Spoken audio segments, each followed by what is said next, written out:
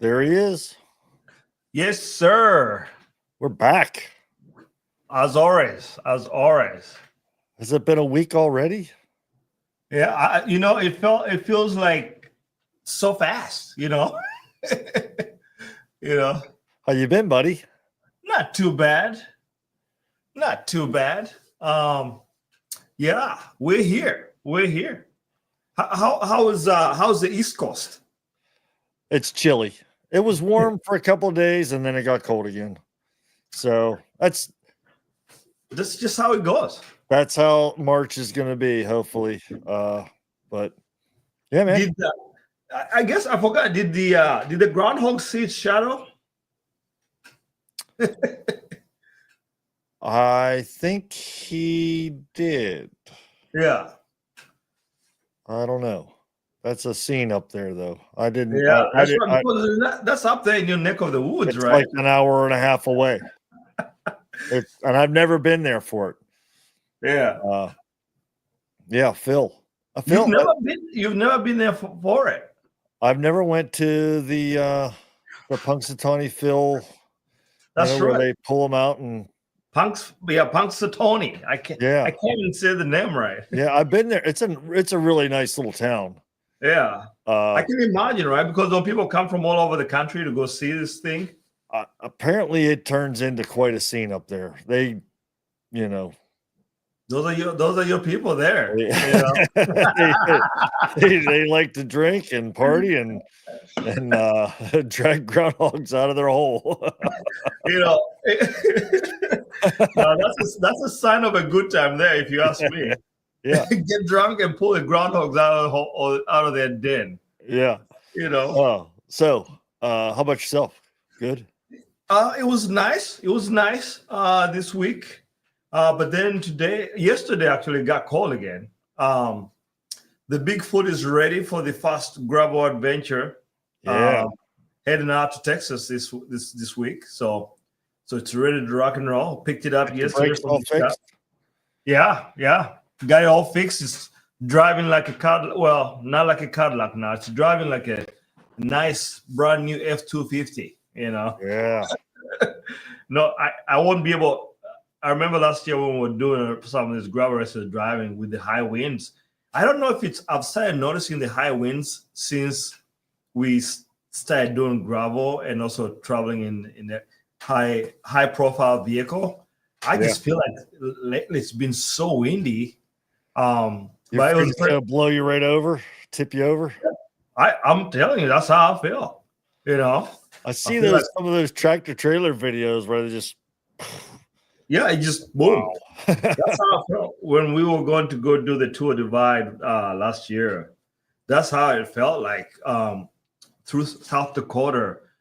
It's just flat. It's so flat. Yeah. Wyoming, and that no mountains to block that wind. It's just blowing absolutely bananas. But we we made it. So all good there. Yeah. So it's ready to rock and roll. Good. So So I don't know. I saw something interesting this week that I thought you might be wanting to talk about. Was all right. Because I'm a little bit more of a roadie than you. Yeah. But I thought, so they found Tadej Pogačar and Jonas Vingegaard were doing a race. I don't know what race they were doing, but they were doing a race. And I guess leading up to the race, they saw that Pogačar was on 160 crank arms. Ooh. And Vingegaard was on 150s. 150s, man. I feel like you would really getting up there with those. Those are short. It's like 150. That's like crank arms you see on like a penny farthing or something. Yeah. Yeah, that's. And what's I thought I read somewhere that the shorter, kind of like a physics thing, like if the crank is too short, your lever is not as long, so your power is not. It's not as much torque, yeah. But you get a higher cadence. That's true. So if you can drop the people before the sprint starts, you're good. And it's all about that cadence, Yeah. So I was looking at some stuff, and they're running like 54, 40 Yeah. chain rings on the front, and like 11 or 12 34 in the back. Jeez. And then some guys are doing 56, 44, maybe. Huh. So you know what was so I saw this actually. I think I was watching somebody doing like the tour stuff. Um and they were doing it, they were looking at the women's bikes, and obviously being road centric. Yeah. Their mind was blown away because some of the like Tiffany Cromwell, she's like a British national champion, like gravel, I think, and I think she came from road, and they were like their minds were blown. They're like, oh, she was riding a one by. Yeah. There were some. They were doing one bys that were like, I forget what the chain ring size, but yeah, they were Yeah, I doing think it was one like by. a 50 something, and then they like, but then their minds were blown because she had handlebars were flared. You know, Yes, yeah. yes. They're like, can you believe this? You know, because road, you don't do that. You don't do the Yeah. flared It's a little bit handlebars. odd to do that on the road. I should see if I can find that video, but it was Yeah. quite. It was. One by, and she was running like a big 40 tooth in the back or something, or 38, or I mean, it was a big chain. It was like one of those big mountain cassettes in the back. Yeah. It was. People were like, "Oh, can you believe what she's doing there?" And yeah, I'll see if I can find the video. What crank arms are you running? What's the length that 165. you changed to that recently, didn't you? No, I've had. So I put it on the top fuel, like right after I got it, like 2020, like the fall of 2020. Okay. I went to 165s on my mountain bike, and that it was like mind blown. I couldn't believe just like leaning in the corners a little bit. I feel like I could get away, especially at Woodpecker, where you can pick up quite a bit of speed on the mountain bike. Yeah. On those corners, I felt like I could take a little bit more risk and not worry about dropping the anchor and stopping like instantly. So I did that, and then in 2021, I put him because remember parts were hard to get. So and then I put him on my cutthroat. Yeah. And I just so when I got the top fuel, I had World of Bikes put the right day one, they put the 165s on there. Yeah. And I think I don't know if I would go any shorter. I think it's right how it is. It's really good. So I don't know that I go any shorter. Old school like me, I was always a 175 and felt like I should be 175, but I have gone to 172 and a half, which isn't it's not a big jump, but I'm thinking I should do 170s. And my Krampus. Yeah. I think I've got 172 and a halfs on there. And out there at Woodpecker, I was ripping around. Who was behind me? Somebody was behind me, and my crank arm caught just the tip of a little stump or something that was in the ground. Catapulted me. It's like one of those bunking brokers, you're like one of those. What are they called? The rodeo guys. Yeah, the road. I ended up on the bridge. I think Willie might have been with me. I ended up on the bridge and I rolled off that new bridge behind the Five Guys. Yeah, winds around. Oh yeah. I ended up on the bridge and I rolled off and I rolled like off the edge of the bridge. Oh, that's something good. There's a nice little drop there. I didn't get really hurt. I mean, I ripped my gloves and stuff, but that was it. I think it was Willie. It was either Willie or Egan that was with me, and they were both laughing at me. I'm telling you. But no, so it's made a difference for me. So I think just on about any new bike I get, I'll probably go to 165. I think my body's just used to it now, so it just makes sense. I think it's. I personally think it's height wise, there's Yeah. it definitely helps. And I know some taller guys like Wenzel, Yeah. they're probably better off on a 175. Yeah. Or and I'm 6 foot too, so Yeah. I feel like if I it doesn't really hurt you really to go lower. Yeah. I don't know, but there's a cost of, if you want to go lower, then you got to take those old cranks off and try and sell them, and then Yep. you got to buy a new set of cranks and Yep. Yeah. No, that's why compatibility and all that stuff. So yeah, no, I was glad that Becca and the guys at the shop were able to get that that upgrade for me right out of the gate. So no, I've been a fan of it. I picked up my speaking of cranks, I picked up my checkpoint Friday, and I got the Type T transmission yeah. on it. Yeah, got it upgraded to that 1052. So it's just now ripping. And Yeah. what's your chain ring in the front? 40. Okay. Yeah.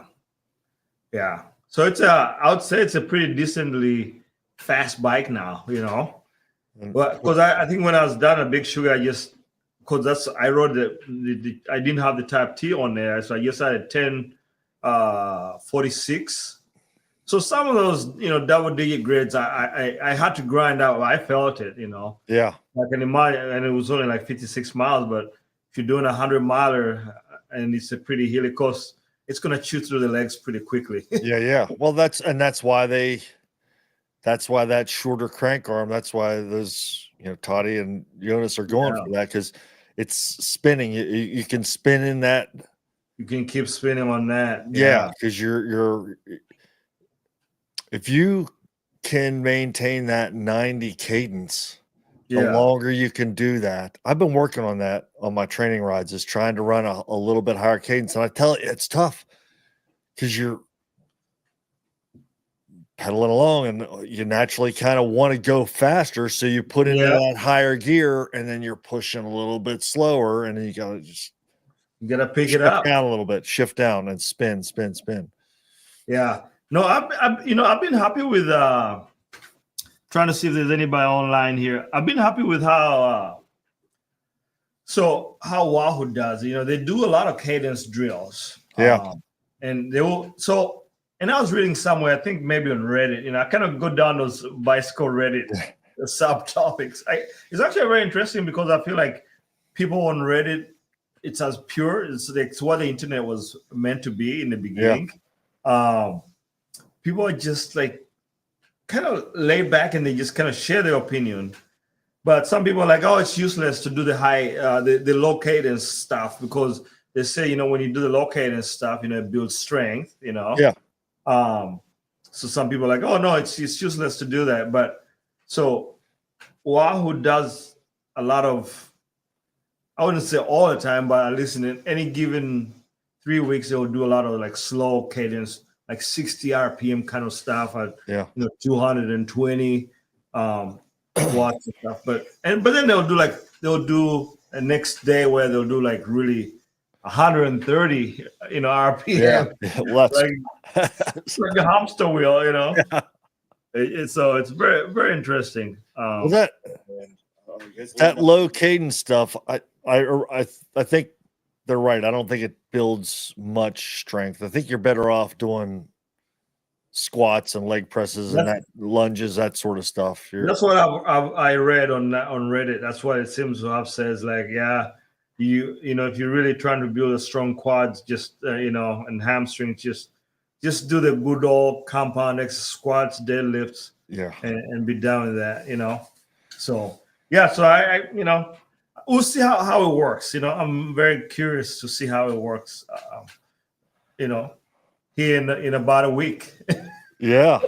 Well, my training has been kind of off a little bit, because I'm trying to get prepared and get stuff on the road to be on the road for a couple of weeks, and so I don't know. We'll see. I had a good ride today. Oh, how far did you ride today? I did like 36. on Ruby. I did this New Zealand. It was a hill climb, and it was fun. We got 10 people watching. Nice. Yeah. All of our relatives are out there watching. Yeah. So I'm thanking our viewers. Thank you very much for joining, people. We appreciate you being here with us. Last week was what, 5 or 6. This week is 10. Yeah. So we're doubling our audience already. That's right. That's right. Yeah. Yeah, you were saying something about the zip wheels. What? I kind of missed that. So I saw that they were, and I don't know if they're selling these or not, but I also saw that they were putting the tire wizard in the wheel. Yes. So what are your thoughts on that? Because how is it getting powered? It's probably battery, but is it for those of you we're talking about zip? Like, let's see, you can tell them about. Let me see if I can find it and share it with the people. Yeah. So what the tire wizard? Let's see if we can find it here. That it shows you your tire pressure. Because it was zip, right? It was zip. It shows your tire pressure on your Garmin or Hammerhead, your Karoo or whatever it is, or your Wahoo, whatever you're running for. It shows you on there, and then they were saying that. Yeah, somebody was saying that it'll show you that if you have a puncture right away. And the pros are going to be like, oh, I got a puncture, and they can right away get the team car up to, swap out that wheel or the bike. Yeah, I'm trying to see if I can find some images. Maybe we'll see if we can find some images. It's pretty interesting. Yeah, I was wondering what your thoughts were, since you're like, I think it's really cool, but I'm never going to use it. I don't think, that's not something. I mean, I'm not a road racer, and see if I can find it. I don't know the one that. Nope. Is what's the one? What's the one that can raise or lower your tire pressure while you're riding? Yes. Wasn't Mariana Voss? See if we can do a full screen here. Zip. Looks like you're watching the Predator there.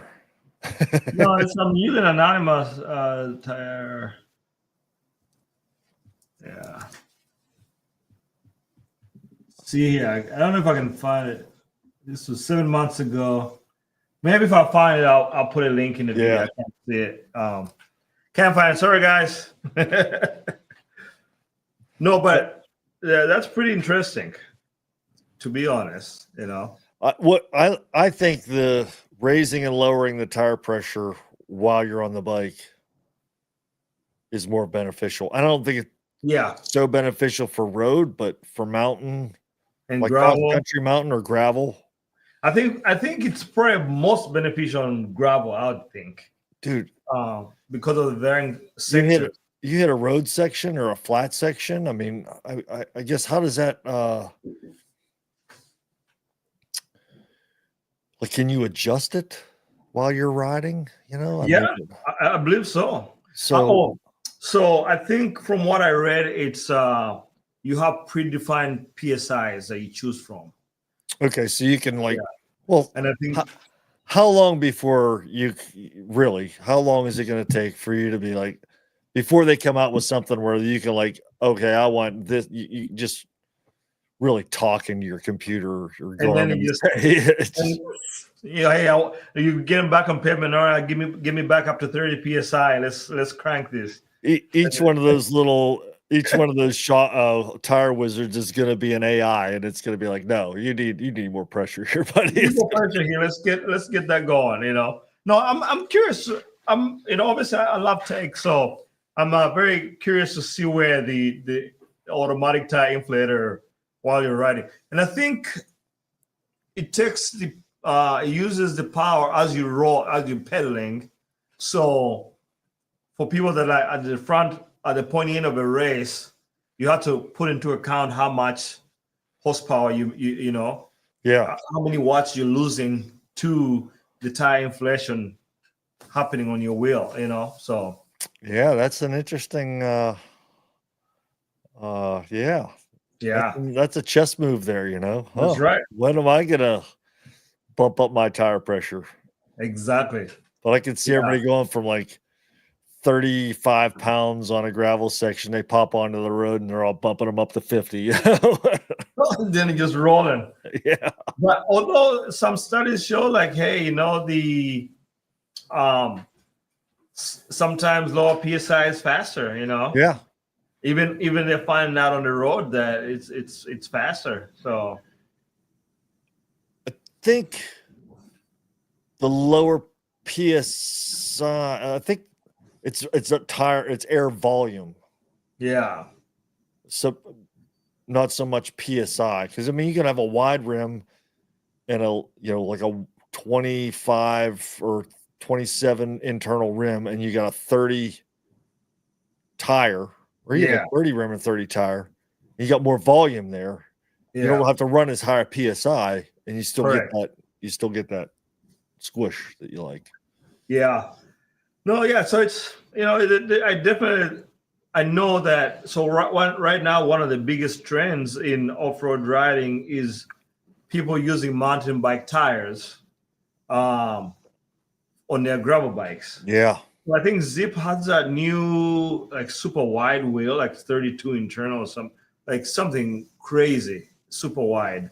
But then the gravel tires that are designed are not, you know, just there yet to utilize. You know, some of them can sit on the 32 mil wide. Yeah. But yeah, so it's very interesting to see where that technology is going. You know, with the wide rims for aerodynamic sake. Yeah, What bars are you running on your? Spanos, How whiskey wide? Spano, 40, 42. Yeah, because I've got those 52 cow chippers. Yeah. Yeah. The cow chippers on my ECR, and I think I'm gonna swap those out for To some what? like 44, 46 Adventure Max that I have. You like those? Those are the Richies, right? You like those? Those are awesome bars. I love them. Yeah, I don't know if I like the little bump that, because when they have like a little bump. They do. Yeah, I don't know if I like that. It's not that bad. Oh yeah. I don't. It's not that bad. You're making those. trying to sell them to me. They're making those wider now. Oh, they are. Like what? How wide? What's the widest one? I think they've gone up to a 48. Okay, so that's in the carbon. Decent. I think they've gone up to a 48 in the carbon. They do an aluminum that's like a 50, 52. Yeah, interesting.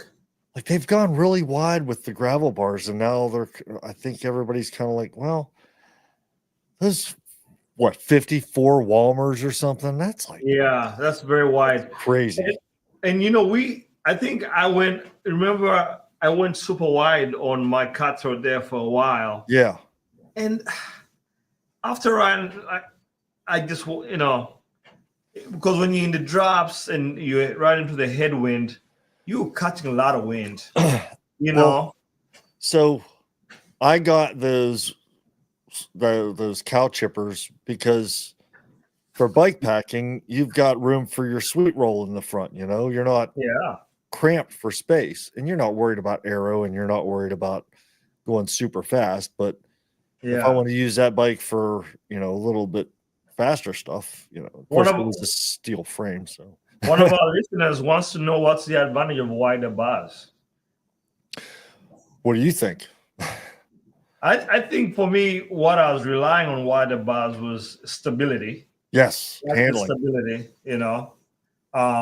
especially once we started doing more gnarly stuff on the gravel bike. Yep. I felt confident, with the wider bars. Now I went back to mountain biking and cleaned up my skills there, and then I didn't care too much about the bars. How about you? Well, yeah, it's the stability. I mean, you get in the drops with your hands are 56, 58 centimeters out there, and you can go down a hill and you're like stable. But and then the wider bars also give you more room if you're bike packing. You can put aero bars on, you could put a sweet roll on there and fill it up, and you've got a lot of room there. And then also when you're on the flats and you're just kind of sitting up cruising, you're not like Yeah, you're just not like in there. relaxing, and Yeah, now for mountain biking, you got those wide bars. that's You right. lean the turns, you can handle a little bit better. You gotta watch trees though. That's right. You gotta watch those. You get caught on those bars, having fun, tweaking the bike all over the place. I was racing back in the early 2000s, like 2002, 3. And we Yeah, were on narrow bars back then. It was 26-inch wheels, narrow bars. I clipped I think I had those ascenders, those bullhorns yeah. on there. Man, I clipped a tree, hit my face, knocked out. The race guy came up to me and was shaking me like, Like "What's up, you're buddy?" right. Yeah, I was not all right. I definitely had a concussion. It's insane though. Looking at those, how even the modern mountain bike has changed from like the 90s and the early 2000s mountain bike, Yeah, right? It's yeah. like night and day difference. Now I think I put like 740s on my mountain bike or something. They're like 740, 760. I don't like them too wide. Yeah, There's people out there that like 800, millimeters, or whatever it is, centimeters, I know. you know. They're like way out there. Yeah, no, I don't Yeah. like the ones that are super, Now, Jacob's got that badass gravel tandem. Yeah. He's got super wide Walmers on there. I think he's got. Right. Did he say if they were gonna trim that down a little bit? Or was it the tires? The tires, that's right. Yeah, he wants faster tires on it. Yeah. But but on a tandem like that, those wide bars are great for gravel. I mean, makes sense. You need something to be able to. Yeah. And luckily for them, they have a good mountain biking background, so being able to just kind of they can set up their tandem just about any way they like. Yeah, and make it rideable. Now my roadies that I rode with down in North Carolina on the road bikes, they're all like 38 wide, 40 wide. I got a set of like 42s or 42s or 44s, and they were like, "You're crazy. That's way too wide." And I'm like, "Well, it's comfortable." Makes sense. Makes sense. And speaking of which, the Cape Epic, Cape Epic is coming up, and Matt, we should do it. You're my partner, man. Man, that race has so much climbing. It is absolutely not a race for me. I would not survive. And I don't know like what the elevation. Let's see. I know that, but it's very climby. But I don't think they're sea level high. I think Carol did some of that race course a couple years ago. She didn't do the race. She just did like some of the course, right? Yeah. She like yeah, it's like 16,850 meters of elevation. 16,000 Yeah. meters. Yeah. So what's that equate to in English? About 16,000 meters is 55,000 feet of climbing. 55,000. 55,000. Yeah. In over 7 days. So what are we talking about? 7,000 feet of climbing a day, roughly? Maybe Yeah. 8? Yeah. Oh, that's nothing for you. Man, nothing. I could do it one day. I could do it one day, but I don't know that I could that I could do it over a course, for 7 days straight. Yeah, almost 8,000 feet of climbing every day for 7 days. If you average that, it took me probably 4 months to do 7,000 feet of climbing in eastern North Carolina. All right. Oh, that's right, because you guys were super low, right? It's flat, all flat. Hey, Kartik is out there. I'm saying hello. Hello. Thanks for joining us, buddy. Yeah. Yeah. No, that's a lot of climbing, man. I don't know that that'll be my cup of tea. But Matt Beers, who has won it, I don't know how many times he's won it. But he's teaming up with Keegan Swanson. Oh God. Yeah. The North American sensation, so it should be very interesting. Are they going to set a record or something? I think they're gonna win it. They're trying to come for what's his name? Nino Schurter? Schurter, yeah. Yeah. He's a badass. That guy is a legend. I don't know if anybody in this day and age is going to be able to make that many consecutive wins as he was able to pull off. Yeah. I think, people, it used to be, you would have these once in a lifetime athletes, like there'll be a couple. Nowadays, especially if you look at the road, you have Van der Poel, Van Aert, Jonas,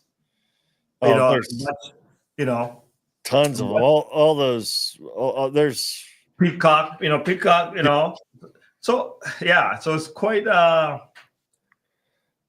It's definitely harder, I think, now, because you don't really get just 2 or 3 dominant fellas. You get like a handful of guys, maybe 10 guys that are super strong. Well, what's nice too is there's so many different genres of racing now and they're just crossing over to different things, Yeah, exactly, right. Because you used to have only roadies who do like road dominant, but now you get, the 3 guys. What was Peacock, Van der Poel, and Van Aert. Yeah, like those guys, they do all 3 disciplines: cyclocross, mountain bikes, and and like really good. And actually, they're like really good. Yeah. So, it's interesting. When back in the day, well, I mean, so back in the day, all the mountain bikers from the although that Cadell Evans was a mountain biker, and then he did the tour. Yeah. Lance was a mountain biker for a little bit, but he did the tour. But then there were always some other ones. They're lucky we're not trying to go pro right now. I know. Because we would be out there absolutely smashing these guys. Just doing this for fun, guys. Yeah. We're only doing the podcast because we want to make it fair for everybody else. Yeah. Right? We don't want to go out there and blowing people's wheels off, although, so I always argue about, like, one of the things I say, if we look at Unbound, that the pros are able to hammer out that distance, right? Like in 10 hours, 12 hours, 13 hours. But then you look at the time the regular people that are able to put out, there's some dudes that come in there, like right behind the pros, 13 and a half, 14 hours. And they're working a full-time job, Yeah. the men and the women. So I'm, in a way, I was like, I got to give it up to the regular Josh Moores that are able to make the big distances, to a divide unbound, like you did. You were working, nearly full time when you were training for, to a divide. Well, look at that, that College Green ride in Iowa City there. Yeah. There's a handful of guys there that are just ridiculous strong, Yeah. And then down in North Carolina where I was, there were a handful of guys there that were like, people that you would look at like walking by in a grocery store and be like, I don't think that this guy even doesn't know knows how to what ride a he bike. doesn't even know what a bike chain is, and like, Yeah. no, they're gonna get out and just rip your legs off. Got weird tan lines, but he probably doesn't know how to. Yeah, why does his legs look like that? But yeah. And then some of these guys are older too. Like I rode with some guys in Iowa City and in North Carolina that are, I'm 53, 54. They're 10 years older than me, and they're ripping my legs off, Yeah, there's a group of ladies that rides out of Jeff's. And I'm older than you, and I rip your legs off every time, son. You were begging me to slow down the last time we rode together. You were begging, guys. He was begging me to slow down. And right now, my FTP is like through the roof. Oh, you'll be begging me. Because what kind of chainring do you have on your gravel bike? Because what do you have for a gravel bike? You sold the Jamis, right? I sold the Jamis, so I'm just riding a felt cross bike. Yeah. Or a steel ECR.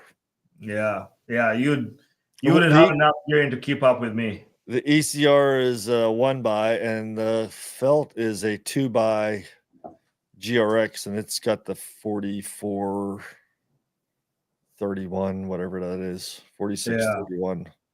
So you ain't catching me on that bike. Man, that bike's a rocket ship. You'll probably be okay here in Iowa where it's flat. But once we get up and we start, cranking up some Northeast Iowa, we do the what's it called? What's that race up? I forget now. I talked about it. Was it the Hilly Billy?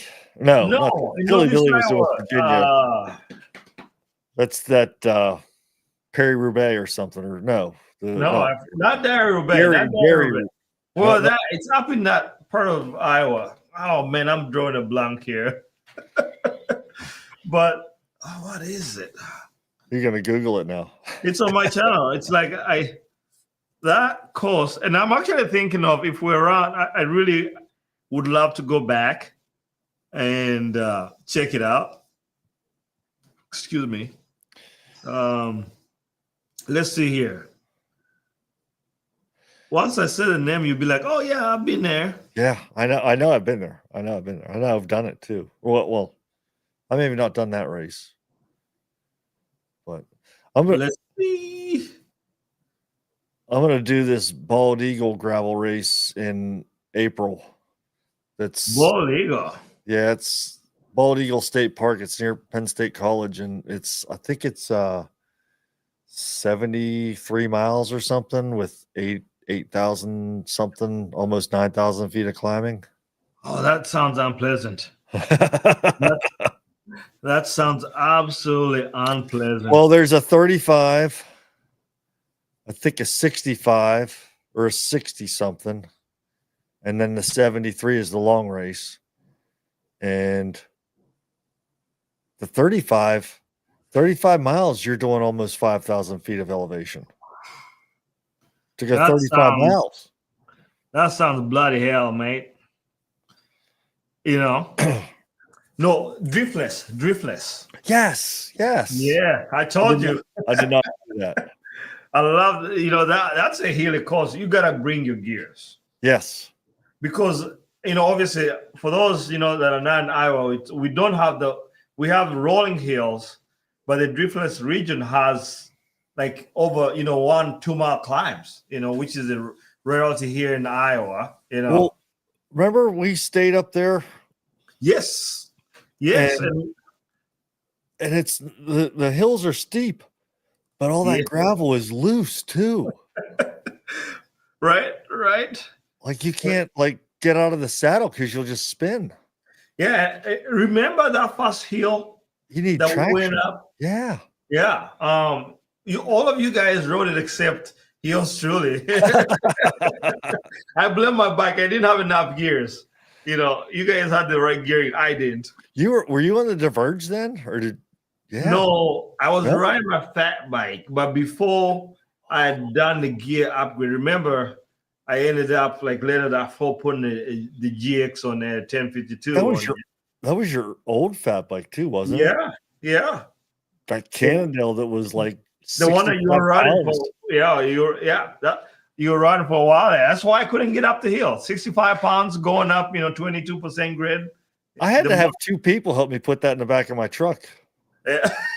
I still have it. My friend Jake, he's got it at his house. I told him like get out there because in Iowa City, by City Park, by the boathouse, by the rowing boathouse, they have single track there now. Yeah. Oh yeah, that's right. They put that in there. Yeah. Yeah, it's very nice. So that whole thing is single track. That whole property. Do you know that big church? Yeah. Right behind it, there's that little road there. So that whole green space is all single track. Oh wow. What about like up the river there? Like going towards the back end of the disc golf course there? Do they put anything in there yet? I thought I heard they were gonna try to do something. That's what they need to do. Connect from there over to the disc golf course because there's a bike path that goes. Yeah. I heard they're gonna do some of that. So Iowa City has been kind of really picking up. There was another? Yeah, and actually on that section by the boathouse, they have some really good skills stuff also, like some pretty good stuff. I did see some of the pictures of it. Yeah, no, so it's really pretty interesting stuff. Yeah, so Leo, Leo finished Iditarod. I can never say that word. I can, but she did she set a record for the women's? I don't know. Let me look. Right?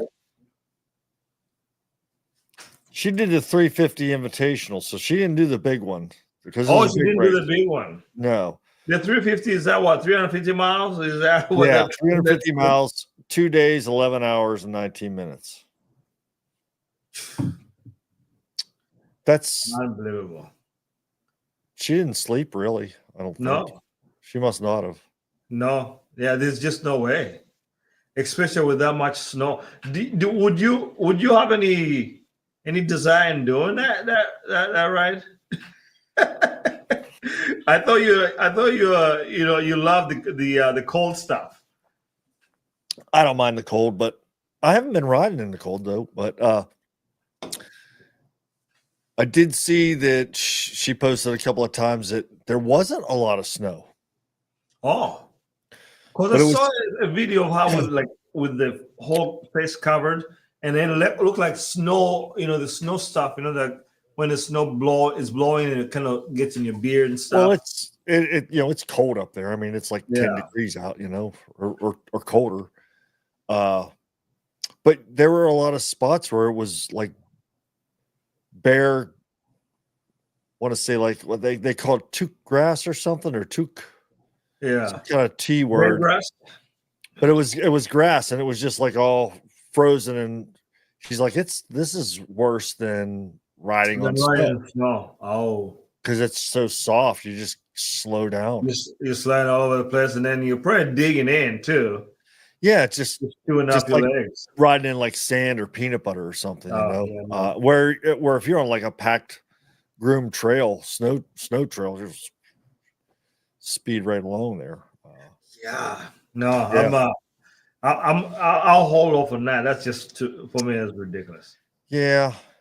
I'm curious about her bike setup, you know. I think that that new Surly Moonlander is like made for shit like that, you know, because Yeah, it's but it's belt so drive. long though. What Like do you mean? I don't know how it would do it. Like it's probably stable, but I Yeah, I feel mean, like if you really you think it would do a good job of staying on top of that snow, I feel like it would. It's so heavy that it would probably just dig in, don't you think? well, it's got wider tires, so I That's mean, he's true. got more of a 5-inch footprint. tires. Yeah. So Yeah, I think the wheelbase length is it does lead to stability, yeah. but I And then mean, if you have you're not 5-inch ripping that thing tires, around single track, so it doesn't matter really. Yeah. yeah, that's true. You have 5-inch tires, then I guess you put some low PSI, you might just be able to just like Jesus walk on water. Yeah, yeah. You know. Speaking of that belt drive, I have seen some downhill mountain bike full suspension stuff that they're like making those belt drive. Oh, Like yeah, they've got the belt going up and down and around like 3 or 4 different pulleys. that's Crazy. insane. That's insane. Yeah, I'm curious to see. Do you think the belt drive, tech is gonna pick up, and we're gonna see it more and more in like mountain biking and stuff like that? I think so. Yeah, it's Eventually. yeah. I think it makes sense for people that are doing these ultras, where you want to take away, because you can just carry a single one of those extra belts and it's super lightweight, and you don't have to worry about chain oil, you know. Well, so I've heard a Yeah. few, I've heard a few people say that, the belt just it's not nothing is as efficient as the chain. I think the belt really is going to have to be, I don't know, innovated to a point where you can it'll be able to beat out the chain. It may, I mean, I think people will use it more, the belt, but I don't think it's ever going to replace the chain. So I don't know. I don't think. Yeah, I don't know. I think it's cool though. I like the belts. I think they have their place. Uh, did I lose you? I'm having. Can you hear me? I can hear you. Yeah, I'm having some technical difficulties, but I'm working on it. My tech is having my IT guy, took the night off, so Fire them. he's like, What would you my thought was I would have a belt for a fat bike or a like long haul touring bike where I was going, touring across yeah, Africa or Russia or somewhere or around the world or something. Like the belt, that's where it's suitable. yeah. I mean, so Yvonne, she when we did Tour Divide this, well, when she did, Yeah. I was supporting her, but she did. I think even last time when she did with Carol, I think she was riding The priority. I believe. Yeah, but it's really amazing that you don't have to deal with oil, all that stuff. Like she'll get back after it might squeak a little bit towards the end of the day, but she'll just pour some water on it and clean the chain 2 seconds, and she's good to go. She's had that bike what about 5 years now? 4 or 5 years? 4 years, 4 years. Yeah, she's got another 2 or 3 years before she has to change the oil in the crap. Yeah, it's insane. I think she actually changed the oil just to see how to do it. Yeah. Yeah, but otherwise maintenance free. I think they say you change the oil in it like every 6,000 miles. Yeah. Oh, yeah. I think 10,000, right? Or 6,000. Yeah. You change the oil at 6,000. I think at 10 or 12,000, they want you to send that gearbox back to pinion, and they like redo it like every 10,000. 10 or 12,000 miles. Yeah. Yeah, which I And the guess belt, you know, has she had to replace the belt yet? I don't think so. I could be wrong. I don't think she's had to replace the chain yet. Yeah. Yeah, no, it's bomb proof. Like, so those guys have a mountain bike, hardtail mountain bike, and that thing is pretty cool. Actually, I don't know if I could find it. The But priority? yeah, probably like so. Yvonne's bike is a touring bike. Yeah. And then they have a specific hardtail mountain bike that's kind of cross country ish, but it does have the electronic pinion system. Yeah. So the shifter that you have up front on your handlebars is wireless. Yeah. And then so it's supposed to be quicker than even the one that Yvonne's got. And I think the battery on it is like lasts a stupid long amount of time. Yeah. It's just kind of crazy. See if I can find it. That was one of the problems with the pinions was you can't shift them under load. Now the electronic one, you're supposed to be able to do that. Yes. Yeah. Yes. Yeah. So the electronic priority is the 600 HXT. And then so they have another one that is the 600 ADX, and that one is more of a comfort bike parking. Yeah. Like I think a different version of Yvonne's bike. Yeah. Like the redone version of it. And then the 600 HXT is their more hardcore mountain bike, like built for mountain biker. Yeah. And you can get that bike, which is really, you get out of the box, you don't have to do anything with it. $3,500. Fox, it has a Fox 34 up front. Yeah. So really good, components on that bike. I say if someone was like getting into mountain bike, this is a bike I'll be like, hey, take a look at this bike. Obviously it's hardtail, but if you don't care about a full SAS, I wouldn't mind owning one of these bikes. Yeah. Anymore, you got to spend up over 2,000 to get a decent. Yeah.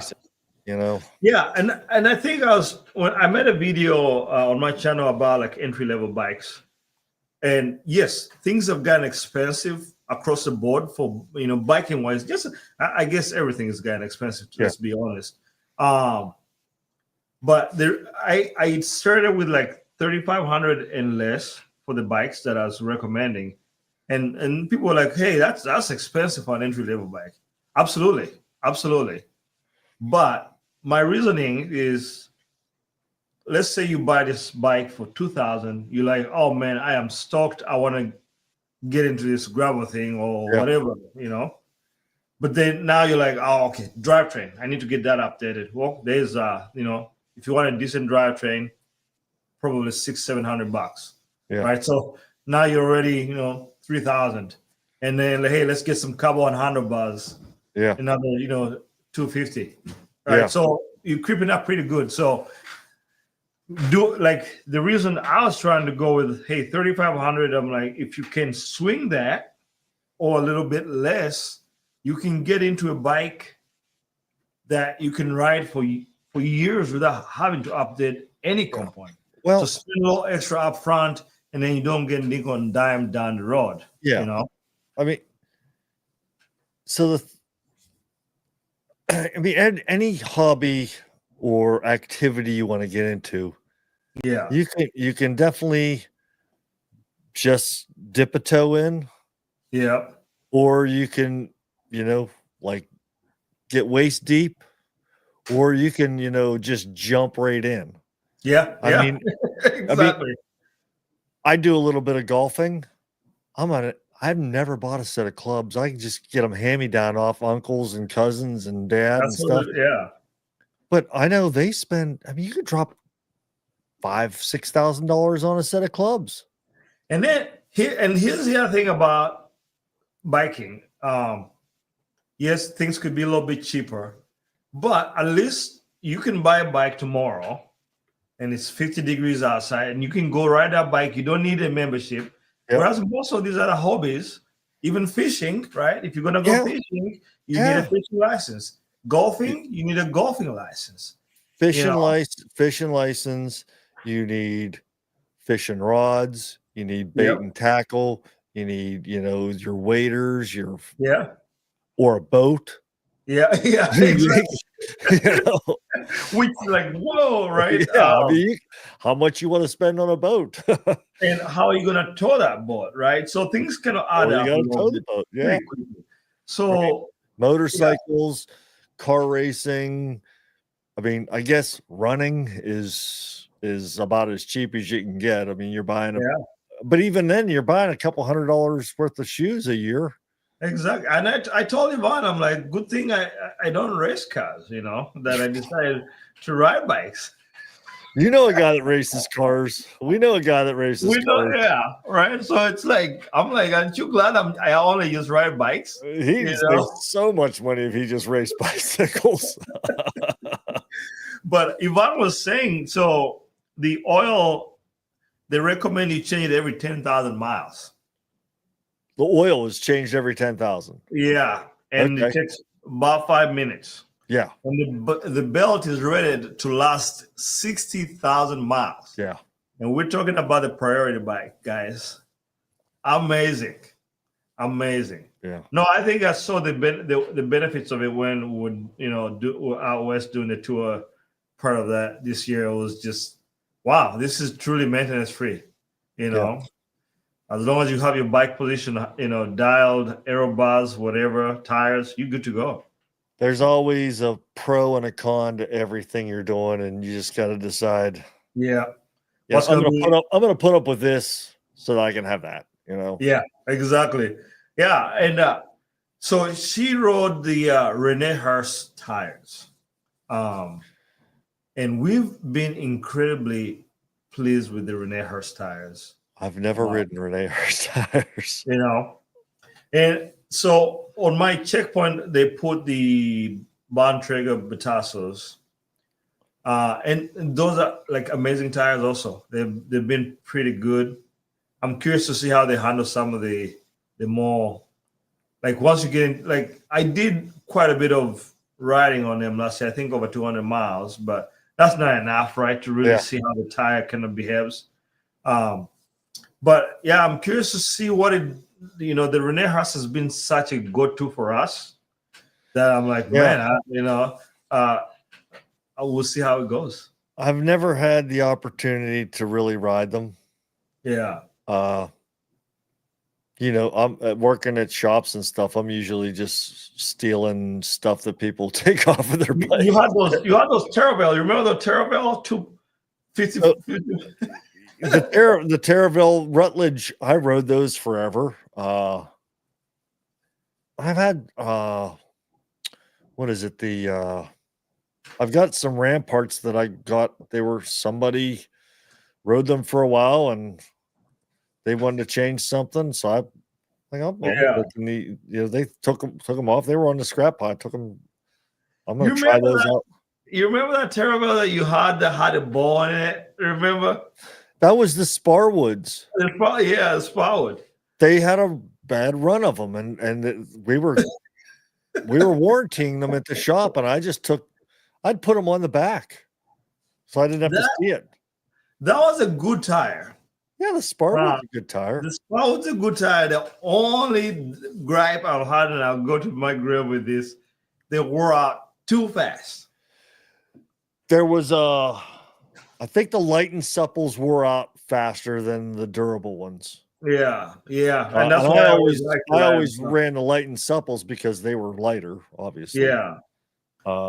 Yeah, but you Yeah. needed a new tire every 6 months, Yeah. Yeah.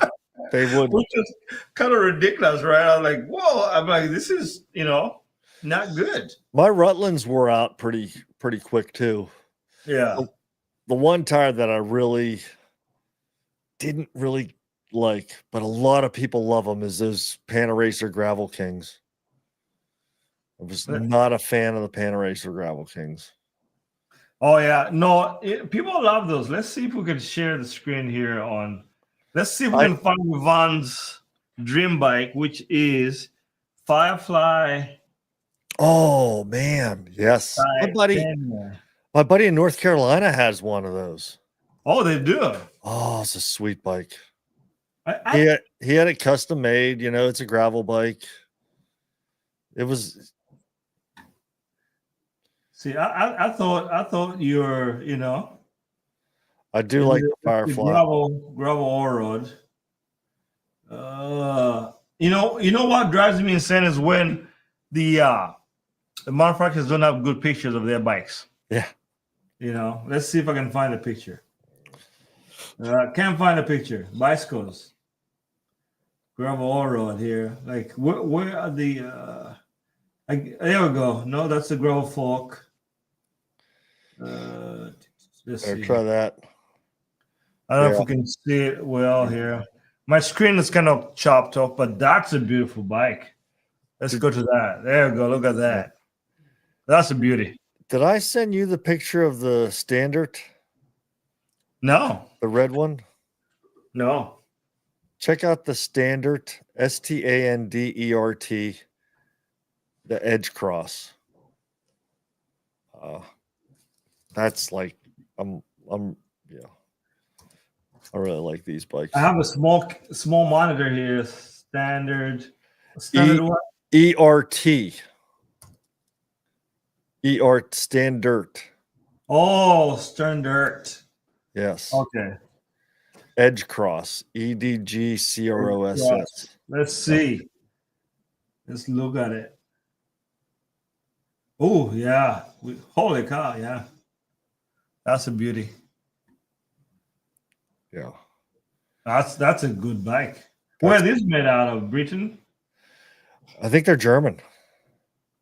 Wow. They do a stainless steel frame. I gotta say though, it's the titanium bikes when they're done right. Wow. Yeah. What a machine, right? They just look absolutely bananas, I really want a tie bike, but yeah, they cost, and you got to buy a house too. It's just another bike that I have, and right now my steel ECR looks like a tie bike. That's true. It's not as light as a tie bike would be. It's about a pound heavier, maybe. Oh, okay, that's not bad. No, I mean, so from my experience, I've looked at, you got steel, tie's a little bit lighter, aluminum's just a little bit lighter, maybe, kind of the same, and then you go carbon, and carbon's going to be the lightest. Yeah. So, but I mean, if you do, you're not gonna. You're talking about a pound or a half a pound, depending on the bike. Which unless you're riding in the Swiss Alps, you're really not gonna care that much. Yeah, You know. My steel ECR, I've got it set up, and it weighs 23 pounds with a set of light, 40 wide gravel tires on it. That's not. Oh, I gotta tell you a funny story. So I was down at the shop when I was picking up my checkpoint, and so I get it. It looks nice, new bike day, and this guy, walks in. He's like, "Oh, is that your bike?" I'm like, "Yeah." And so we're kind of trying to guess how heavy it is, Yeah. And we all say 19, 18, 20. He's like, "What? There's no way." He's like, "It's gotta be at least 40 pounds." We're like, was serious. I almost wanted to be like, you want to put some money down, but Yeah. the customers. I'm like, well, I guess let's let's wait, guys, and we throw it on the scale Yeah. at like 19 pounds, Yeah. and he was absolutely like, I think he rides bikes, but he probably hadn't ridden like a modern like lightweight carbon bike, Yeah. Yeah. and he was like, no way. He's like, yeah. So he's like, can I please, pick it up? I'm like, absolutely. And he was just absolutely blown away that a bike could weigh, 19 pounds. I'm like, they get lighter than this. Yeah. I'm like, you pick up a road bike, it's going to be even lighter than this, Now, I'm probably going to be starting working with Ashley at the Flat Tire. Oh, pretty soon. Nice. What kind of discount do I get? So she's got she sells a Cervelo, The road bike? Oh, you're looking at the gravel bike. Gravel bike. Yeah. She's also got the new, she's selling a bunch of the Scots and the Santa Cruz. So what are your thoughts on the Scott bikes? Dude, they've always been pretty tight. Yeah. I mean, they make some light bikes. I don't know what's their gravel bike. Is it the Addict or the? Yeah, Scott Addict. What is their tire clearance? Let's find out. Scott Addict tire clearance. I want to know. To me, if it's anything less than 48 mil, I don't want it. Yeah. Yeah. Because to me, anymore, gravel is just way more fun. Ooh. See, I would be fine with that. Way. What's that? All right. So it says here up to 35 mil tires. There's no way. But it says, however, can accommodate up to 40 mil tires. That is 1996 tire clearance. Yeah, that's pretty. Right? Yeah, I feel like that's not. Let's see what Reddit says. That was just the AI summarization of what.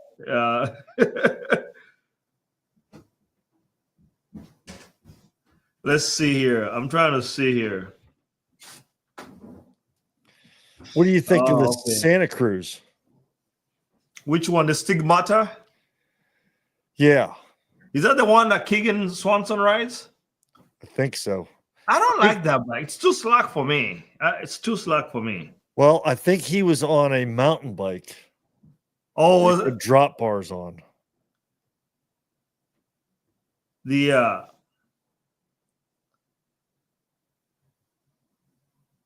Let's see here. I'm trying to see. No, I can't find. Yeah, I can't find a definitive. Let me just look at their website.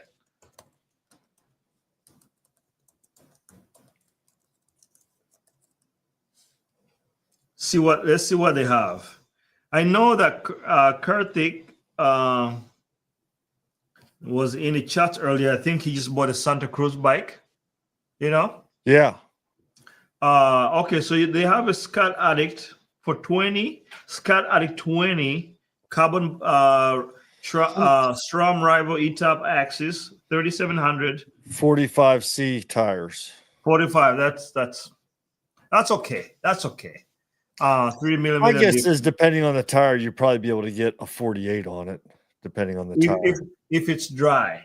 Or you always have to raise it with if it's dry. Yeah, mud is a totally different story. Yeah, with these things where the tire clearance is like already like you get a little mud, your frame's gonna be all scraped up. You're gonna be sad. Yeah. Are you looking at the?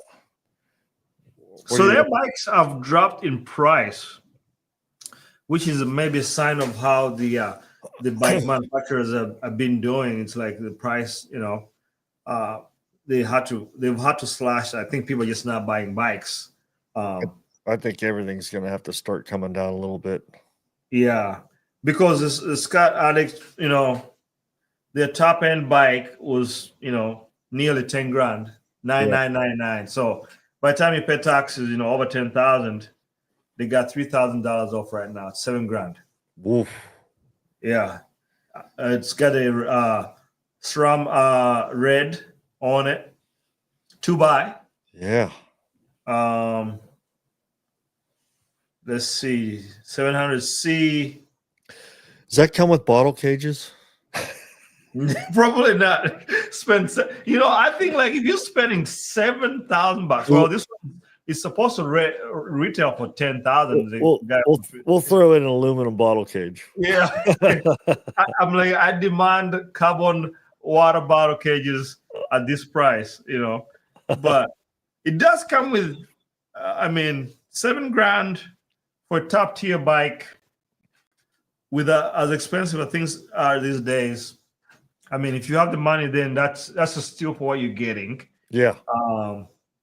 So SRAM Red 1036, it's a 2x, 4633, pretty decent bike. Yeah. And it's immediately. Well, like we were talking about last week, that you don't need the electronic shifting necessarily, and it's looking like that they're not going to completely get rid of cable actuated, shifting and brakes. So, that'll save you $2,000 there. Oh yeah. So Russell said that Keegan was riding a mountain bike. That makes sense. I think it was the highball. Because I was looking at I'm like, this bike is too slack for a gravel bike. Yeah. You remember that? There was a wild gravel bike that was super slack, like almost. Do you remember that bike? What the heck was it? I forget what it was, but it was like a 65 or something head tube angle on it. And it was just insane. The seat tube was like 72 or something, maybe. It's like odd looking, Yeah, it was just like I remember watching it in a video, and the guy was riding, and he was kind of moving along, but I was like, this bike shouldn't be going this fast. It was really trippy to the mind. I was like, it looked just like if I put a drop bars on my top fuel, Probably super stable going down a rough gravel road. Yeah. But you're gonna cry on every uphill with that. Yeah, well, and then if you rode it at down there at woodpecker trails. Oh yeah, riding off the trail every corner. Well, yeah, it would be so sluggish. And you know what's crazy is like when I switched to the checkpoint, and I talked about it. It was the cuts of how long with the wheelbase is so long. You don't realize just how much more you're working. Yeah. Especially going uphill. That's probably one of the few reasons you were able to drop me on the hills, because you had that was definitely the reason. Yeah, you had a bike better suited to climbing than I did. Yeah, that's it's had such the Cutthroat is definitely, it's a bike packing bike. It's not for gravel racing. It definitely, that upright seating position, the big frame triangle and stuff. It's not conducive to And I think I'm gonna set some serious PRs this year because of just a much faster bike. What's it weighing in at? Before I put everything on, it was like right about 19. My guess it's a little higher now because I put the red shift. Yeah. Stem on it. Put it on the shop bike. No, 220 grams. That. And I had them do the E1, E2 elastomers. So ready for 185-pound riders. So it's gonna be nice. And then obviously, but the Axis transmission dinner plate in the back, it's all one piece machined aluminum. Yeah.